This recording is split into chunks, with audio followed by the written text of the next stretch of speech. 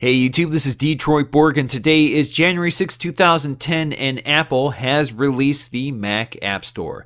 This is part of OS 10.6.6, so you will need to update to the latest version of Snow Leopard. In order to do this, just go up to your Apple logo in the upper left corner and run the software update.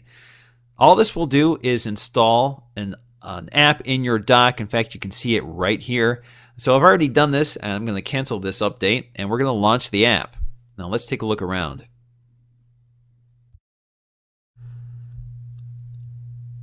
So here you go. Here is the App Store, and it's very similar to what you're familiar with in iTunes. You do not use iTunes to use the App Store, and you cannot browse the App Store either online or on an iOS device, so you have to do it through the app on the Mac. So if you scan down, you'll see New and Noteworthy, What's Hot, Staff Favorites, and that's all. And what you'll also see up here is top of the charts. So we'll see what's selling the best. So we have the top paid apps. Angry Birds, of course, is #1, and I will be downloading that to demo it. Top free apps is the Twitter app. Top grossing apps, so these are the apps that are making Apple the most money. So that includes Aperture. Now let's go to categories. So if you want to search by category, so we have business, developer tools, education, games, finance, entertainment, etc., etc. So plenty of categories. Purchases. I haven't purchased anything yet, so and I haven't signed in yet, so I'm going to take you through that. And we have updates. Now if we wanted to buy one of these apps, let's go to Angry Birds. We can click on it. Here we have an explanation of what it is. So we have some screenshots down here. You can see down here the customary rating system. So we have 241 already positive reviews. And we can see the rent reviews. And on this side we have other information, including what category it is, when it was released, version number, size, language, seller, etc. So if we want to buy this app, all we have to do is tap the buy icon for $4.99. And we'll need to log in with our Apple ID. So this is the same account I use for iTunes. I'm going to sign in. So now I can see that the app is installing. If we look down here, we can see an icon with the progress indicator on the bottom. Alright, we have Angry Birds installed, so let's go ahead and launch it. And you can see it fills up the screen, and it's very similar to an iOS version of the app. Let's click play. You can see you now have a cursor, which you don't have on the touchscreen display. I already played one as a test, so let's play the second one.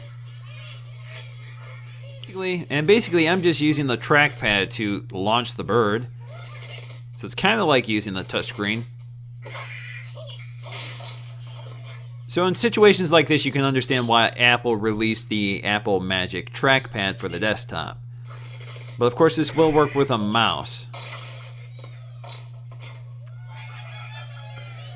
Alright, to get out of this, I'm just going to Command Q it to quit it. Okay, now let's go to purchases, and we should see Angry Birds in there, and there it is. I have Angry Birds, and I have Twitter, which I downloaded on my iMac, and I don't have it installed here, but because I've already purchased it on another computer, and it's purchased on my account, I can install it on this computer as well. So let me go ahead and install that. See, it's installing. It should go very quickly. It's a very lightweight app. Now the app did install, and what I'll have to do is go to Applications to find it, and I can also launch it from Spotlight, but there it is, Twitter. So let's launch it.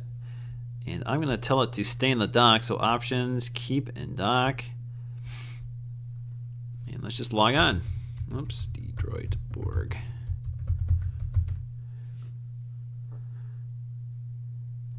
So there we go.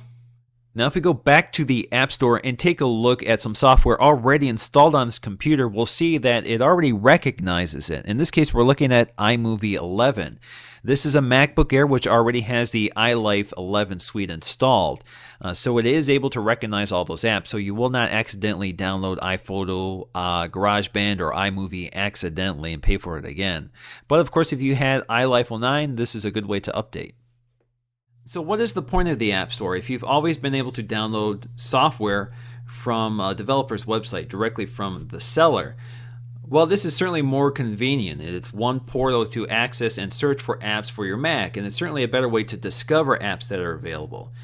So in fact, you'll find a lot more apps that you never knew existed just because you can easily browse it. You can search the top charts, what people are downloading, how people are rating these apps, that sort of thing. Also, Apple provides the infrastructure, so paying for these apps using your iTunes account is certainly more convenient than going to a developer's website and breaking out your card every time you had to make a purchase. So the payment system is very easy. Again, you just use your iTunes account, and of course, most people have credit cards associated with their iTunes account or value from a gift card. So that's a nice, convenient way of funneling those expenses.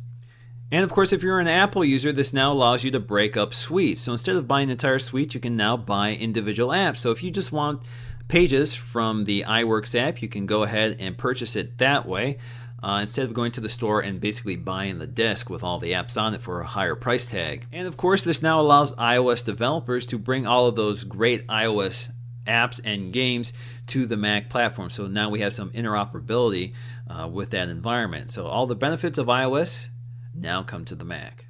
Now, this doesn't necessarily mean that all those iOS apps you've already purchased will come to the Mac. It just now allows developers to port those apps to the Mac platform.